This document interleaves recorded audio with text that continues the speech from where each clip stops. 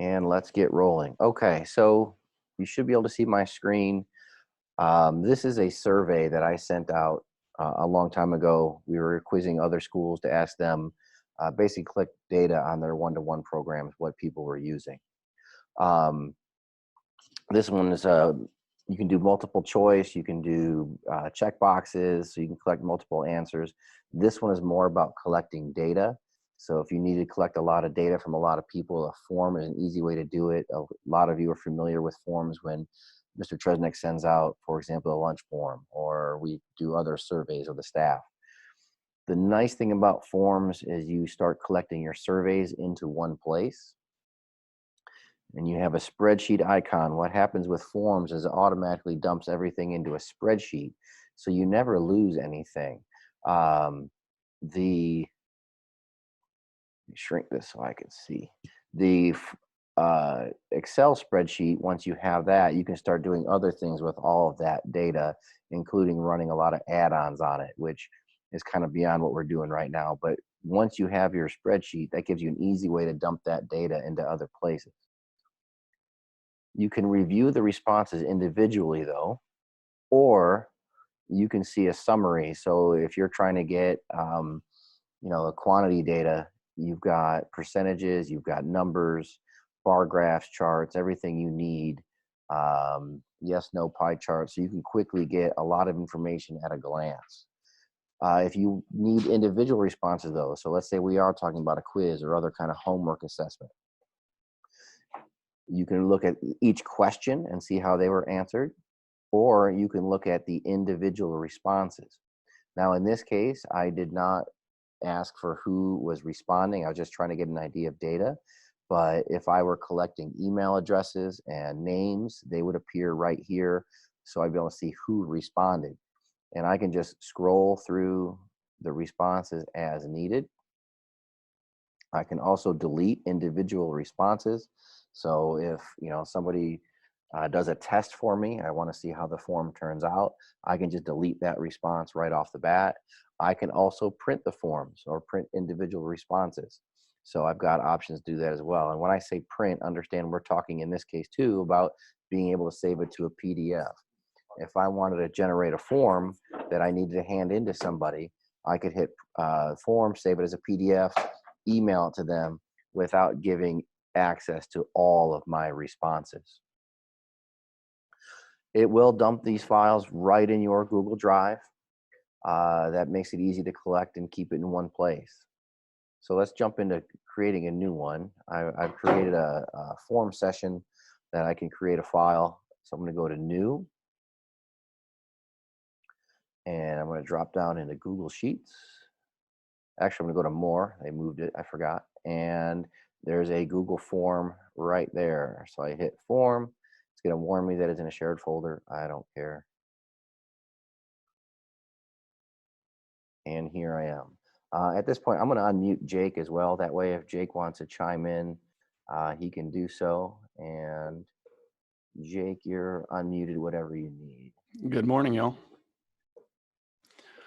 Mike, would you like me to take over for the quiz part here, or are there more things that you'd like to cover? You know what? I'll show them how to create the form real quick, and then it'll be all yours. Excellent. All right. And again, though, if you see something that you want to point out while I'm doing this, feel free to chime in. We'll just tag team it. Yes, sir. So you're going to give yourself a form title, whatever it needs to be. I'm going to call it computer quiz just because I know what I'm typing. And it will rename it up here for you as well. You can give it a description. Here you can give, tell people what you're looking for. You can give students direction, tell them what it's for. And you jump right down here into your questions. Over here, there's several things that you can add to your questions. A lot of the times you're just going to be, doing multiple choice or short answer and things like that. So for example, if I have a multiple choice, what is Admiral Grace Hopper? Excuse my spelling.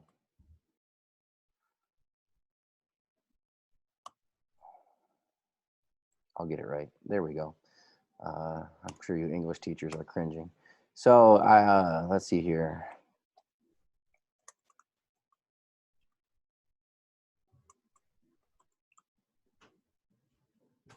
Gonna make up some silly stuff.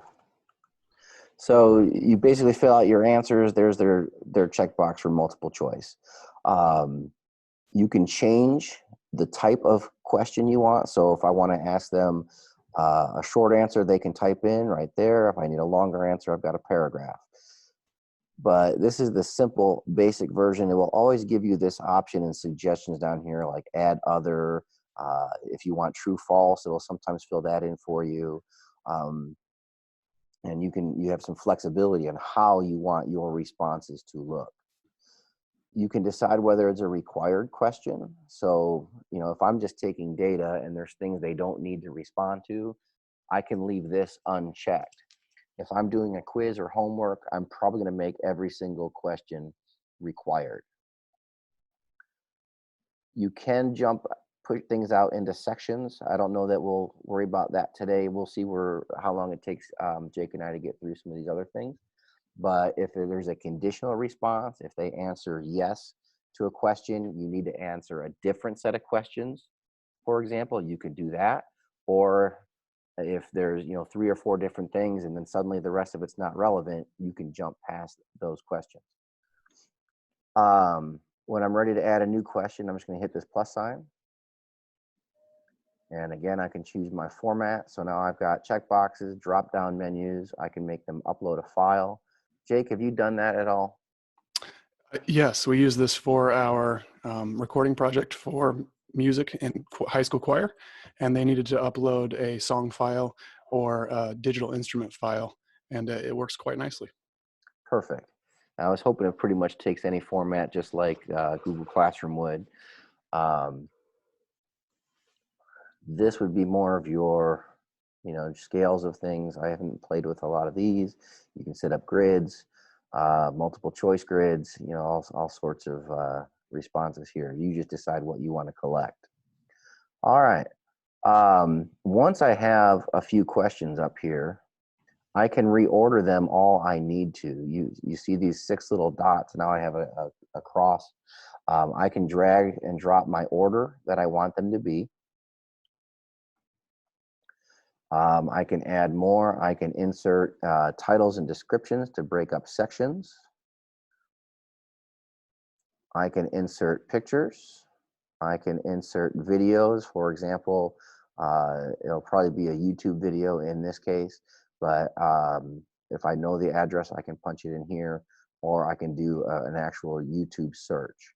So if I need to have directions, or maybe if there's a YouTube video I want a student to watch, and then I want to ask questions about it, I can paste the YouTube video in and then basically ask the questions below. And here's where you can break it into sections. Importing questions, that's where you're going to pull from a previous form. So here's a bunch of forms that I've done before, so I can quickly reproduce, like as, for example, a new version of quiz I've sent in the past. Building the quiz isn't very difficult. I think you'll pick that up very quickly. I can preview my answers to see, or my quiz, so I can see what it'll look like for other students. I can customize my colors a little bit. You have limited possibilities, but they stick to that material design is what Google calls their formats. But they do give you something to clean up the colors a little bit, clean up the fonts a little bit, whatever you want. I would stress, though, if you're going to play too much with the fonts, you're going to want to keep readability in mind. If you have students with, especially younger students with reading disabilities, you may not want to put a fancy font out there, and keep it simple. Also, we talk about students that might not have Chromebooks. Maybe they're working on a phone or a small tablet. If you can keep this text as crisp and readable as possible, that's going to be a good idea. The header image does not show up, I believe, in the quiz. We're about to find out. In building the quiz, I should say. Okay, so it's going to pop it in now. It used to be you only saw it when you took the quiz. It's been a little while since I bothered prettying these things up. So you do have limited ability to decide what it's going to look like. And here are the settings for each quiz. And this is where I'm gonna let Jake take over in just a few minutes here. So in the settings, this is for the quiz you're working on now. You can set some defaults. I'll show you that in just a second. But here, if you just collect email addresses, it's a good idea to check that box because that guarantees you don't have a student that forgets to fill out their name, for example. I'm sure you all still deal with kids turning in paperwork, forgot to put their name on it. This way, it's automatically done as soon as they get into the form.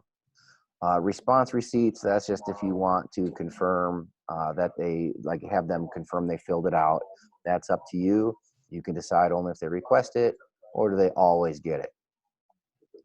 You can decide whether you want to restrict it to our organization. If you're only sending it to the student account, that is okay.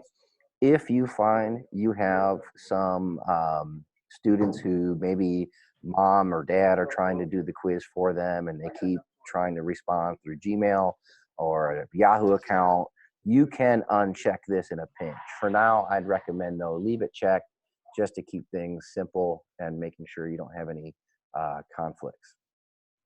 You can limit it to one response, so that way they can't fill it out 2 or 3 times. You can decide whether or not they can edit it. You can decide whether or not they can see a summary.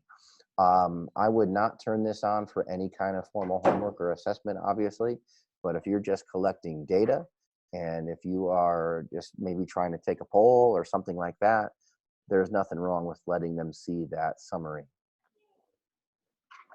In presentation, the show progress bar is really only good if you're gonna have a long quiz. It doesn't make much sense. It's if it's only 5 questions or just a page. You can force it to shuffle the question order. So it doesn't matter what order you put it in, it'll randomize it when they look at it. That to me is more for, so a kid isn't like looking over the shoulder at the student in front of him, but it's just an option that you have here. And you can decide whether or not to show that link for them to submit another response.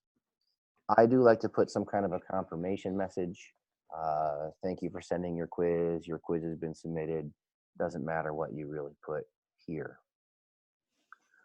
Before I do the quizzes, I want to show you that default real quick. So you have this settings menu. This is only going to be for the quiz that you are building. If you click this 3-dot menu, you have a few other options here. You can add a collaborator. So for example, if you're team teaching something, or if you are, let's just say in 4th grade, they're working with Kelly Braun and she needs to be able to see those quizzes. She could actually jump in and have edit rights right along with Kelly Thompson and Jen Weber, so they can work together on what those quizzes are going to look like. There are add-ons available for these things. For example, you can have responses emailed directly to you, or you get a notification when somebody has filled it out.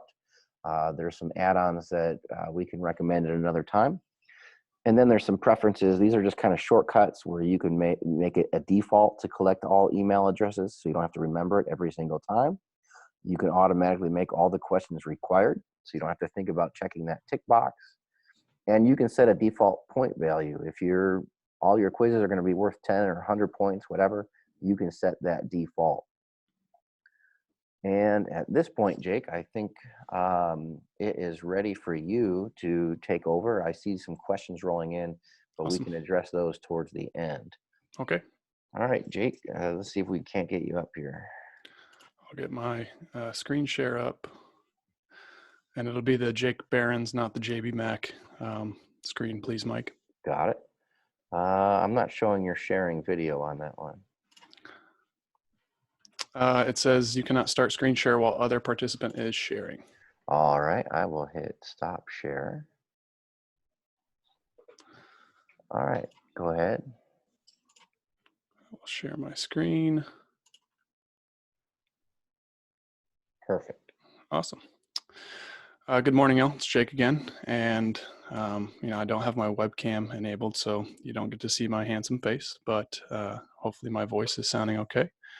And I'd like to go ahead and start with a quick slideshow as we go through it. Mike's covered quite a bit of information, but for the quiz end, I just had some things in mind too that Mike and I had kind of discussed. And so we're looking at using Google Forms as an assessment tool. And this is going to be your decision, as obviously the ISBE, we are not going to give out grades to our students, but we're going to hopefully show how you can use Google Forms to provide assessment and feedback, both generic feedback to students and individual feedback as well. So the short of it is Google has some powerful tools, and hopefully through Mike and I's presentation today, we can show why you might use those. However, it's not the end all be all, but hopefully you can find some use out of it for e-learning and possibly add it as another tool to your tool belt going forward, either in e-learning or even further when we get back to school. Hopefully by the end of this presentation, as Mike has shown how to create a form, you will be able to also take that form and enable a quiz setting if you so choose. You can use a form as data collection, as Mike has showed, and then you can also use it in a quiz setting as kind of an assessment worksheet. And hopefully we're able to show you how to do that and you feel more comfortable with that as well. And then we're jumping in. So Mike has already kind of started and created. And if you want to follow along, if that's available to you, you can. This slideshow, I'll share the slides with you, but this slideshow will kind of walk you through some basic steps that Mike covered as well. And I'm going to jump over at this time to my example folder and go through my form that I had created for you all to view. So I'm going to jump into my e-learning folder, and I'll make this larger for you to view as well. So similar to Mike's example, I had just a very basic Google form set up. And right now it is in just the generic data collection setting. But if we move to the gear setting that Mike had shown earlier, we can enable a quiz. And so we're going to do that now under the quizzes tab. So to make this a quiz, the only thing I have to do is enable this slide option here. And with that enabled, you see that you now have access to more options. This top option will not be relevant to the e-learning, but if you want to read up more about it for on-site learning, it can be useful for making sure that students are on task and are not browsing during quizzing. And real quick, I wanted to chime in there. The important part on that, it says respondents must take this quiz using a managed Chromebook. So do be careful with that one in your classrooms when we return, because if they bring their own Chromebook, it's not under an RB managed account, it may not lock them. So that's just something to keep in mind with that one. It may not do, given we're a mixed environment, we're technically a bring your own technology school, that one may not always work for us. That's a great point, Mike. Thank you. And in my experience, it's worked great for my 5th grade students in music class because they have the school assigned Chromebooks. However, trying to lock mode for like a high school final did not work as well. Yeah, exactly. And in K4, like when we're back in your classrooms, all of yours are managed Chromebooks as well. It's just our grades 6 and up where students might have their own. Thank you, Mike. The other options going forward are how you grade, and forms is useful because you can set up an answer key, and then with those answer keys, grades can be sent immediately to the students so they can view their score directly after they submit. But you also have the option to manually review, which gives you the opportunity, if you have some short answer responses or check boxes with multiple correct answers, you can answer that and review that on your own, which I'll show you is not as daunting as it seems. And this is also a mixed option, I would say, because if you have a multiple choice with one correct answer and that student answers correctly, it will grade it immediately. It just will not show a final score to the student after they submit because it will wait on you to give the final score. So I'll show kind of what I mean by that later. So I'm going to leave for this example it checked on immediately after each submission. And then below, similar to the previous tabs on what the students can see, when they submit, they can see their missed questions, and it'll show like kind of red and green for correct and incorrect. Correct answers, it'll say the correct answer is, or was supposed to be this, but you answered this. And then during the quiz / after the quiz, they can see what the point value for that question was. To save those settings, I'm going to click through. And now you can see very, very subtly, the form has changed. It has added an answer key option down at the bottom left. That's how you know that you're in a quiz setting, when you have this answer key option. So multiple choice is obviously going to be very useful in this regard, but some other options that you have to you would be checkboxes, where you have multiple answers, kind of a check all that apply situation. Paragraph and short answer would be useful as well. In my experience, I have not used anything else in a quiz setting. Mike covered all the other options, and I think that those are very useful in other data collection things, but maybe not so useful for a quiz. So for this quiz, since it's immediately graded, I'm just going to stick with multiple choice. This is my quiz question 1. I've got 4 options, and you can see which one is the correct one. So to get Google to understand how to grade this, I'm going to click into my answer key. And then I get to actually click the correct answer. And you can see that it highlights that for me. Beyond that, I can decide the point value. Now, my preferences, the defaults, as Mike showed earlier, I set my point values to be set to 1 automatically. You can adjust it as high as you want. It will 1 million is as high as you can go. So set your points as you please. But if you do not have a default set, it will default to 0, and then you will have to adjust based on your preference. Beyond that, in the answer key setting, you also have an add answer feedback option as well. And if you click, you can see that you are then provided with a window to enter feedback for incorrect answers. So you can have free typed here. And I'll just type something very basic, incorrect. You could type in something like please review, or a memory tool. You can also add a video that they should go rewatch or revisit, or maybe a website link as well. So you would add the link here, and then this would be the text that would be displayed to visit. And so maybe I would say website that you're using, and this should link to rv60.com, and you'll see as I add it, that's the website that you would be using in class. And so if they answer incorrectly, they get this feedback. This is generic feedback. This is not individualized to the student. It's specific to the answer that was given. You can do the same for the correct answer, whether that's a cheerful woohoo, or a furthering education. Hey, please go visit this and see what you think there. So as you save that, it will adjust your feedback into the answer key. And since I did not answer or input any correct answer feedback, you can see that it's just the incorrect answer. To get out of this menu, I have to click done. And now you can see it minimizes some of that answer key, but it still shows what's correct here. As I go forward, in my experience, it can be very tough to click through all of those options several times. So what I like to do, especially for a multiple choice quiz, is to set up the first question exactly how I want, and then use this duplicate button. It saves you a lot of work going forward, where you're editing every single question. So for example, if I add a question, you will notice I don't have 4 options anymore. It is 1 point because it is default on my computer. But the answer key is not selected anymore, and there's no feedback.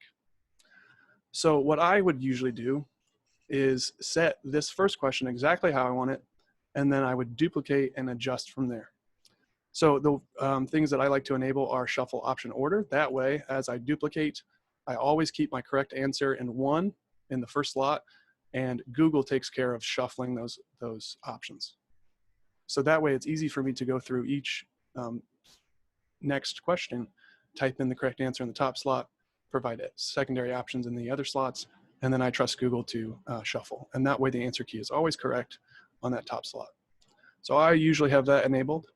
And then if you would choose, you could have a description as well, which if you duplicate it, it will provide the exact same description in that box. Excuse me. And so I'll show you now how to duplicate. We click that button and it's a one-for-one duplication. The correct answer is still up here and it's still the exact same options. And you can even see it's the exact same title with the exact same description. So if I want to change, to me, just trying to be efficient, I feel like setting up the first one and then duplicating is the best way to go. So maybe correct answer 2, incorrect answer 1.2, yada, yada. I think you understand the point. And then you can adjust. You can see that the feedback from the first question is in place still. So you can adjust that generic feedback as you go. So I'm going to click done and get out of the answer key. And just a note, Google used to make it to where if you clicked the answer key button, you would be able to answer the edit the answer keys for all of the questions. And now for ease of use, they do it individually. To me, I think that that's actually more work, but Google feels it's more user-friendly to make you click answer key per question. So just a couple extra quick clicks, but then you never have to worry about the user-friendliness of it. I'm going to do one more question, duplicated, and then we will show you how it grades. Correct answer 3, and incorrect answer. Obviously, I have not changed any of the feedback, but everything else has been adjusted, and you could do that on your own quiz. Mike mentioned the preview option up here at the top, the eye, and I'd like to show that to you now. And here's what your quiz looks like. Very, very basic. You can see the point totals as a student, and it's all dependent on those options that we discussed earlier. If I go through an answer, you will see what Google provides. They do have the option to send a copy to themselves if you allow that. You can also decide to send it to them always. It will not show certain things in the questions. It will show you essentially the form, but I'll explain a little more later. So if I click submit, this is essentially a student submission. And because it was immediately scored, I can view score. If you were reviewing later manually, they would not have that option available to them. You would have to release those scores, which we can show in a second. And so here is the portal that the students would see, total points at the top. They can see what they missed. Here is the correct answer that they should have answered. That was an option that you enabled. Here's the feedback that you would have entered. And same thing for question 3. I'm going to go back to the original form. I'm going to exit out of this as well. And now you have your response that Mike showed earlier on his form as well that had data collection.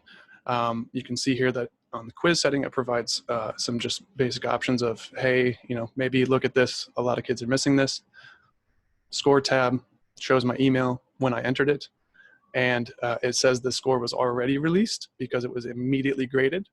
So I got a notification immediately about that score being released because I got to view it right away. And then you can see by question that Mike showed earlier. For manual scores, you can click this release score button, type in a message to all respondents if you choose or individually, and then it will email a nicely decorated email that says you scored 1 out of 3 with these answers. And then to show you a little further of the options, I'm going to jump over to some other examples that I had as well. So we've already kind of discussed in this, this option here that we just created together how to do an auto, but here is another example. And this one has, is a form that I would use in 5th grade. And I actually keep a master copy of this in my 5th grade folder.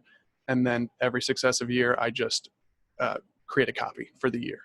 You don't have to do that through the responses tab. You can save all the responses and just manage it.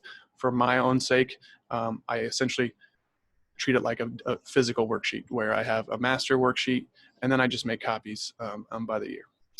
With this auto quiz, I decided that the students might benefit from having photos in the quiz as well. And you can add that by clicking up by the question title.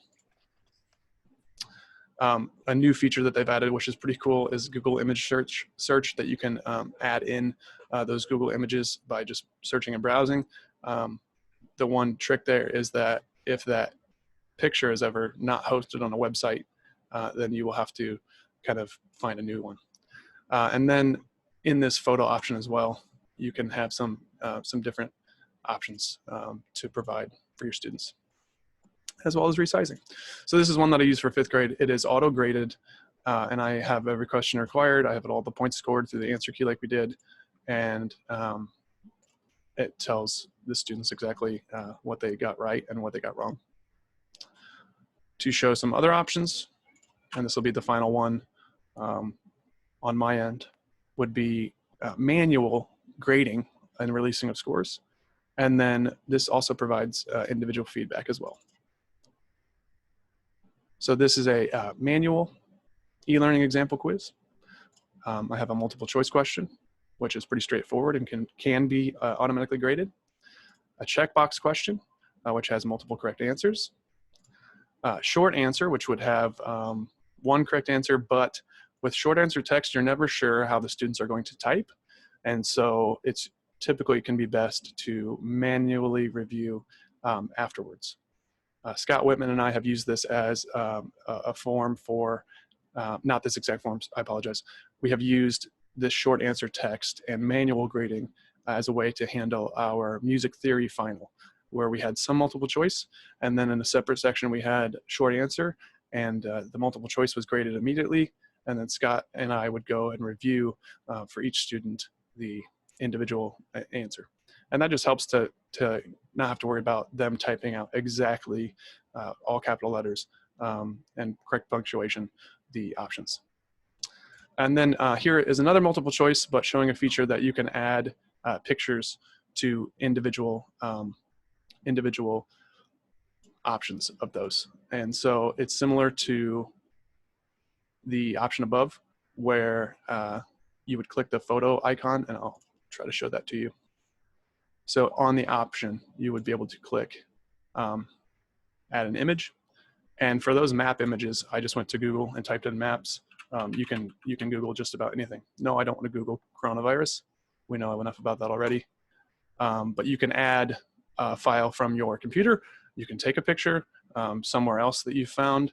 This is your Google Photos app, if any of you have photos loaded up there from your Google Drive or from the image search. And then as you insert that, it adds to that option. I'm going to delete that just so that I can show what this kind of looks like. So this is a manual review. When you go through, it looks the same. The students can still see the point values because we have those options enabled, but the way that they would answer those is different. So the checkbox does not only require one option. As you can see, it removes my previous answer.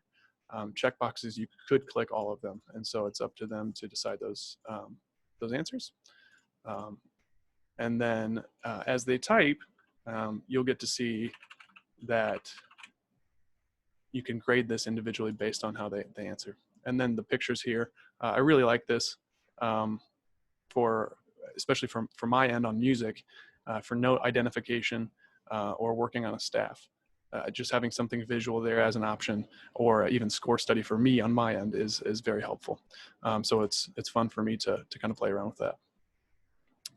And then as we go to the responses, Mike has covered a lot of these tabs up here, the summary, the question, and the individual. And it becomes pretty fun and pretty powerful when you do it as a quiz. In your scores tab, you can click to the individual. So you can use that as kind of a home page. You can actually grade by individual. So this would be, essentially them handing in a worksheet to your desk and you flipping through, except it's all digital. And you can see Google has already enabled the correct answer on this because it's multiple choice. That's very easy for them to do. I've provided some feedback, great song to listen to when you get it right. And then even here, it gets correct as well. However, the checkboxes option, if you miss 1, Google doesn't exactly know what to do with it. If you miss 1, typically it will mark it as a 0 out of 3. And so you have the option to grade that on your own. And then here you can see what I was saying earlier about the short answer. Here is the correct answer. And this answer is, I mean, depending on how you want to judge, it's technically not wrong, but Google did not accept it. And so you could manually add a point for that student. You can see there at the bottom of the screen that it has popped up to save that change. And I would recommend, much like the gradebook and SIS, I would save frequently, just so you don't lose any of your work. And then in this portal as well, you can provide individual feedback to the student. So rather than just your correct or incorrect answer, you can provide a direct comment to that as well. And that would just be sent to that student. Further, one of the other things that I really like is grading by question. Mike showed this earlier on how you could see by question. I need to save that so that I can click through here. And so you can view by question. My first question on my quiz is, what is 2 plus 2? And you can see that there were 4 correct responses and 1 incorrect response. You can also provide feedback to the students based on their response. So you don't have to necessarily have the cookie cutter boilerplate stuff for incorrect and correct. You could come in here and respond individually to your class as you see fit. Pressing the red X marks it incorrect, which this is already marked incorrect. You could override it and give that student points and mark it correct. However, as you'll see, it does not show that it is correct. It just gives them a point. I believe you can probably mark a correct answer incorrect and take that point away. But once again, it will not show that it is incorrect. It still shows that this is the correct answer based on your answer key that you entered earlier. But you could take those points away. And just for sake of clarity, I'm going to readjust that. And then depending on how you work through or how many questions or responses that you have that are different, you can click through to the different options. Right, so this is my second question. If I need a reminder of what the question was, I can work through that. And I can provide feedback as I go. This is where you would see this was missing 1 of the correct answers, and Google gave it a 0 out of 3. And so with checkboxes, you might want to manually review. And then as you go through, you can finish the form by grading. This is the short answer, which I found very easy to grade manually and provide feedback to. And you notice it does not show the picture in the option answers. You would actually have to view those options. So depending on how you want to handle that, this is an option to add images to your questions as well. And then, as Mike said, there is a Google Sheets data collection option to create a Google Sheet, and it saves to the exact same file as, or sorry, it saves to the same drive folder that you created the form in. And if you do so, I'll just create an example here. It should auto open for you, and it will add a score column that is not included on your form. Everything else that you see here would be included on your form, right? Those 4 questions, and you can see the options. But then it adds a score separately. And you know, Mike said that there's plenty of add-ons and things to use that with. That he said is beyond the scope, and I agree with him, beyond the scope of this presentation. But there is tons of power there, as in addition to the tools that Google gives you just already attached to the form. And one thing to note, similarly with the manual grading, the photo is not attached to your drive. So if you have a photo option as a question, it is not attached to the drive. And I believe, Mike, that that pretty much wraps up my end. I'll go back to this presentation real quick. I'll send these slides out. So hopefully if you have any questions, they can be covered in here, or we can walk you through individually. I hope to have a video here posted for a walkthrough that you can follow along with creating your own quiz and form.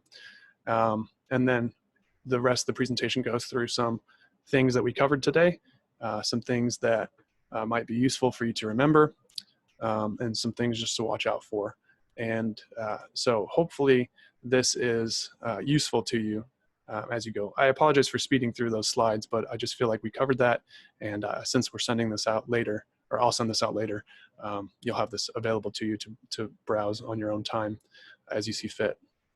And at the end here, there are some reasons not to use Google Forms.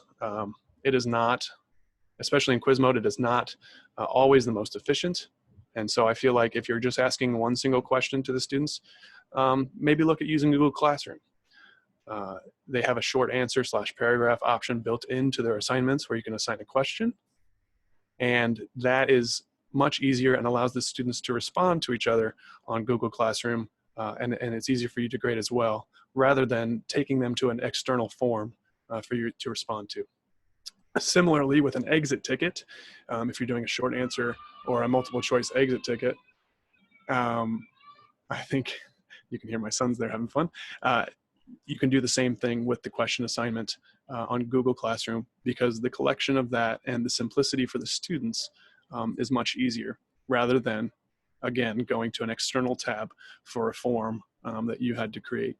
And finally, this is up for your own choice, but for writing assignments, I feel like Google Docs has added a ton of options and feedback and grading opportunities through Google Docs, and they've made it very efficient for teachers to assign a template and then go through Google Classroom's homework page and grade it very quickly while providing direct commentary to those writing assignments. So Forms does not provide that very much. It does have a paragraph option, so they can write in paragraph form if needed, but you can't comment on specific sentences. You can provide feedback to that question, but certainly not as powerful for full-on writing, depending on your assignment. And I shouldn't jump there yet, because I'll turn it back over to Mike and see where he wants to go. So Mike, I'm going to stop this share and I'll turn it back over to you. All right. Thanks, Jake. That was actually perfect. That was exactly what we were looking for. I'm going to jump back into my form, because now that we've built our form, the only real big question I've seen so far coming in is, what do I do with it? How do I send it out? And I figured we'd be covering that at the end, because now you've built your form, you're ready to distribute it to your students.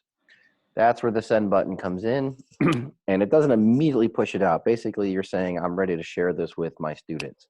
So you could share it by email. That's going to be very cumbersome. If you wanted to pull certain people, like maybe, like when I sent it to the tech directors for that data I was trying to collect, then, obviously that would be too specific people by email. So we're going to skip ahead. Oh, one thing I do want to point out, though, if you do email it, you could include the form directly. Where that comes in handy is if you're asking parents to fill out a form just to get some information, they can just click immediately inside their phone instead of having to open a link or anything like that. The link is probably what's going to be the most handy for you.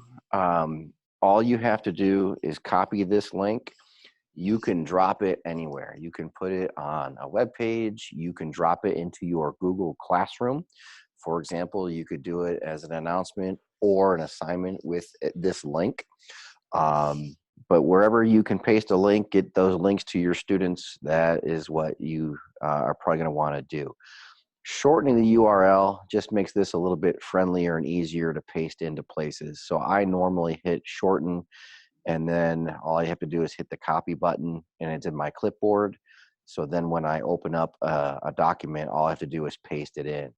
I'm not too worried about this form. So for example, I open this up, I do Control V, and it just pastes it in. I can do, edit, paste, whatever your favorite way of copying and pasting is. You could paste it to a Facebook page. You could paste it to a website. It'll automatically share to your Facebook or your Twitter account as well.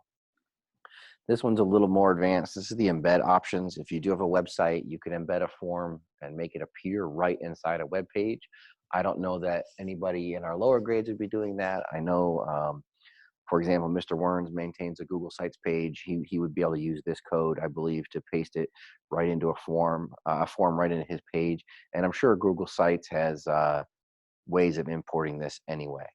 But for most of you, once you're running Classroom, this link is probably what you're going to want to do.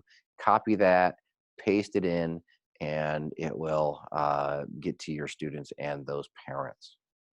And Mike, if I can jump in, Absolutely. on Google Classroom, when you add an assignment, you can actually, as another option, provide an attachment, which could be your form, and then that would be the student's assignment. So they would have that as an assignment page. And if any of you have ever assigned a Google Doc as an assignment, it shows up very similarly. The Google Doc color is blue, and it shows the file underneath the assignment, and the students usually click on the Google Doc. And the same thing happens for Google Forms. It shows a purple file type, shows your title, and ask the students to click there to then go to the form. And it takes them to that form, and then they can submit their answers as well. It also benefits that on the Google Form, or on the Google Classroom portal, it can take your browser to a mobile browser. Excuse me. So if you are having a family that is browsing on a tablet or a phone, Safari, Google Chrome, Opera, those web browsers, those mobile web browsers, will work on forms. In fact, my student teacher and I, Mr. Sperry, have had several students answer our form feedback questions through their phones. Rather than getting out their Chromebooks and logging on, they just answered it really quick on their phone. And then another benefit that is probably not useful for e-learning, but maybe something to consider going forward, is Google Classroom has added the option to import grades from a Google form. So in our example earlier, where we showed an automatic graded form that is immediately sent back to the kids, you can import those grades into your Google Classroom assignment. And what that allows you to do is then have that inputted into your Google Classroom gradebook. And then further, as we go forward with Tyler SIS, you can actually sync that assignment back to your Tyler SIS gradebook, which was never the case before. We always had to have a double entry thing where we typed it into Google and then go and type it into Tyler. But now Google and Tyler have synced very, very well through this form setting. And so you can get that grade and assessment posted to your online gradebook for parents and students to see very, very quickly. So like I said, during this time when we're not giving out grades, maybe not so useful, but posting that form to a Google Classwork assignment here can be very, very helpful. Jake, why don't you take the screen again, and are you set up to demonstrate that real quick? Absolutely, I can get that. I'm going to hit stop. And while you're doing that, while you're getting set up, so yeah, we are set up for full syncing between Google Classroom and SIS K-12. I should have mentioned that yesterday. It will pull your roster straight from SIS K-12 into Classroom. It will not be ready for that for the lower grades yet, which is one of the reasons I'm thinking maybe it's good that I didn't mention it. I have to put those students' email addresses in, and I will try to get that done today. I'm going to make a note of that. Because once we have all of the students' Google accounts created in SIS K-12, then that's when that starts working. Higher grades, that's all good to go. They've been doing that already. All right, Jake, go ahead. What you got? Yes, sir. So this is my high school choir music classroom. And to create a new assignment, just click the create button. And actually, I'm going to back this out. I zoomed in too much. I apologize. And it gives you some options. I'm sure you saw this yesterday with the PD provided by Mike. You can actually create a brand new form by clicking quiz assignment. And this, if you click this, it's similar to what Mike did earlier, where you created a new Google form. But if you click quiz assignment, it's a blank quiz. So it's a form that's already set to quiz mode. And then it stores in the Classroom Drive file. which for me is a little tough to actually access. So I just organize my drive files a little differently. So I prefer to click assignment, and we'll just do a test title. Instructions you can add. And then to add your form, you can add by Google Drive, and it'll show you recent files, and you can see these options that we had earlier. I'll do the auto e-learning, which was my music assignment, treble clef lines. And it should take a second here to attach. Excellent. It provides the locked mode again, which we discussed earlier, which Mike talked about not being useful quite yet, or because we're at home. So just keep that in mind as an option. And then here is the option down at the bottom of grade importing. And that would then allow, after you assign this and after the students fill it out, on your grading page, you can click import grades, and it will move those grades into your Google Classroom gradebook. I think I'm going to exit out of this. I think I might have an example of that in my 5th grade music. I apologize for moving quickly through these. Hopefully I'm not giving you vertigo or anything moving around this quick. If we go to treble clef lines, maybe I can show you what I mean here. Yes. So this has already been graded, and I imported those grades. But if you clicked this button, you would have then the option to, it pulls it over automatically and enters into this grade book over here, which then can be returned to the students, and more specifically into the SIS grade book, depending on the availability of your students in your classroom. So for high school and for 5th grade, all those students have been entered, so it's very easy for me to enter my music students in. But as Mike said, it will depend on the availability. And even if you did invite your students directly by email, it will not interfere any future syncing.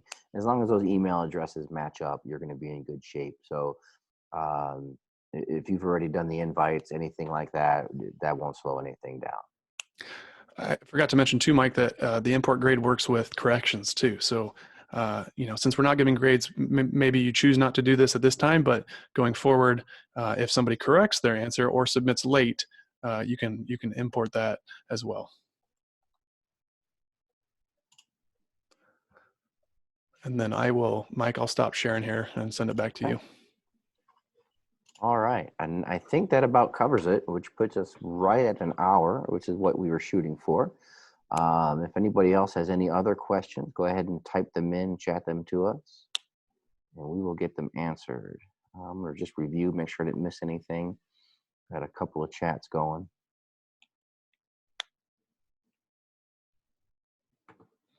One question is, if this is prolonged, will we have to figure out a way to assess our students?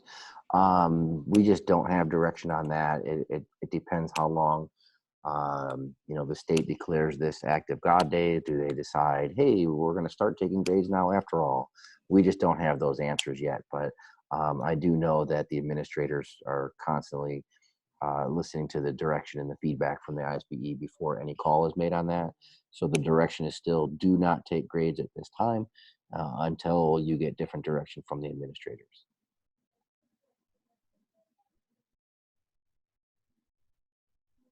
And let's see here. Got a couple thanks. You're very welcome. And again, Jake, thanks for helping out with this. Again, that was perfect. My pleasure. And we'll hang out here for just another minute or two to see if any other questions come up. And again, we will be providing CPDUs for all of these PDs this week. We recorded today. I'm going to try to get that posted. So if anybody missed it, they will be able to catch up and still be eligible for the CPDUs if needed, or at least you'll be able to review and go through our instructions. And I'm sure Jake is happy to answer questions, but email either of us if you have any questions. We can open up a chat. I can even do a screen share with 1 or 2 people. That's not a problem. Yeah, I'm with you there, Mike. I'm happy to do that as well. Perfect. And for the CPDUs, Mr. Tresnak, I should say Dr. Tresnak, is developing a Google form that he's used in the past to collect evidence and so forth. And he is going to have that ready for me by this afternoon. Don't forget, this afternoon we have another Here's what I found. the webinar from the Learning Technology Center. That's at 2 o'clock, and I'll make sure that link goes out again. You will have to register for it to get in, but I'm sure they'll have plenty of room. Someone asked if we have to fill out a CPDU form if you don't need them. You do not. If you don't need the CPDUs, you're not tracking CPDUs, then you won't need to fill out that form. I do have a list of everybody that attended, so we'll make sure all of you that attended do get the form link, and we can prove that you were here. There's a question about the link to sign up for the LTC webinar course. I sent that out an email last night. If you do need it, just shoot me a quick email and I'll send it to you directly. The LTC is the Learning Technology Center of Illinois. They just provide a lot of, it's kind of the same thing I do, only they do it statewide.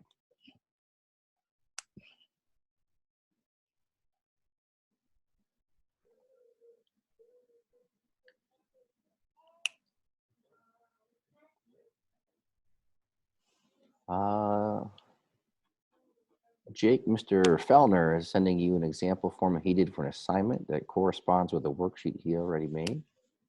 Awesome. And also, as a reminder, speaking of Kyle, he's going to lead our Flipgrid session tomorrow at 10 o'clock.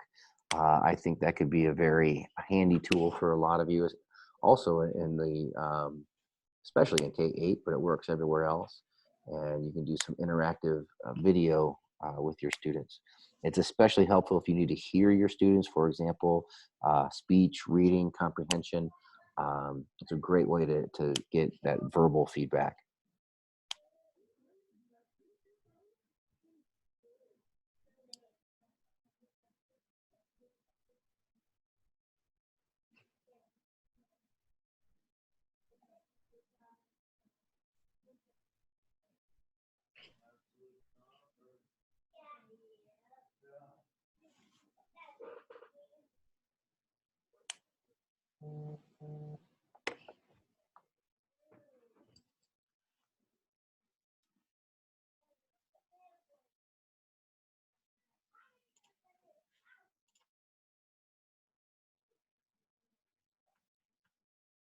I do have a comment here.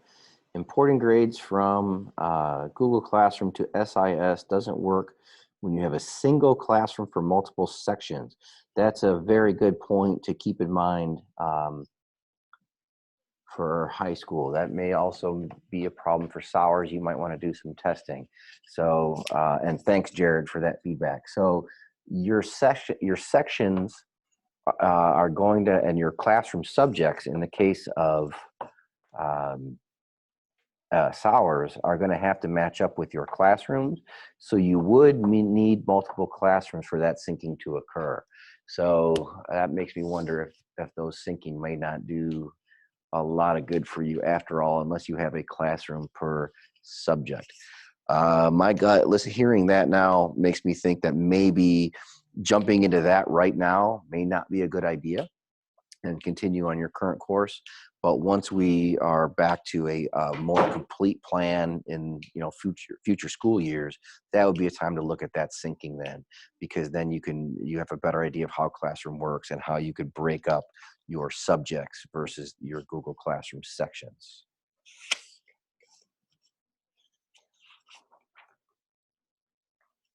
That's it.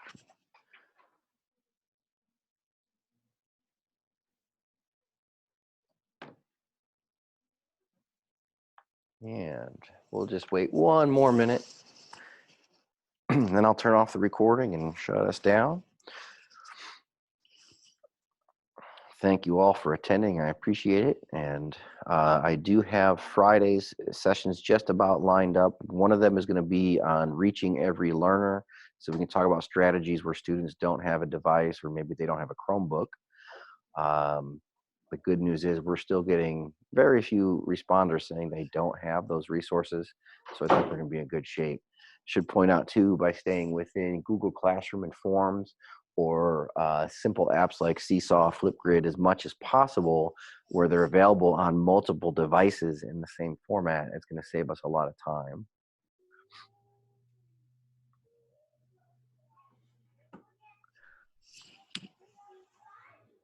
The question I got here is she made a Google form.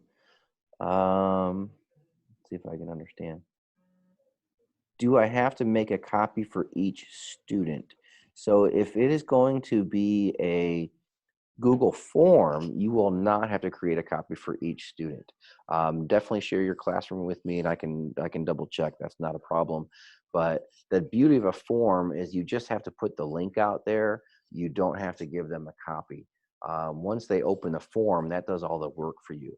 If you were to do a spelling worksheet in a Google Doc that you wanted them to turn in individually, then that would require a Google Doc that you shared with every person. That's a good question.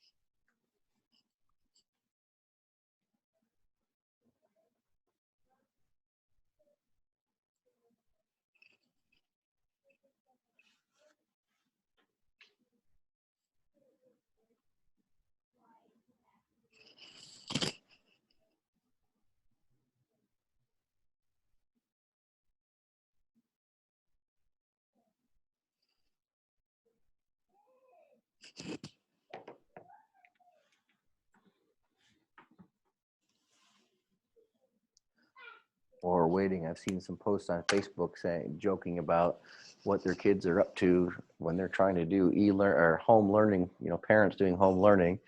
And one person said teachers should automatically make $1 billion. So now they know what it's like. I wish I had $1 billion to give all you guys. Let's see. Jessica's got a specific question. Once I get into her classroom, I can help with that.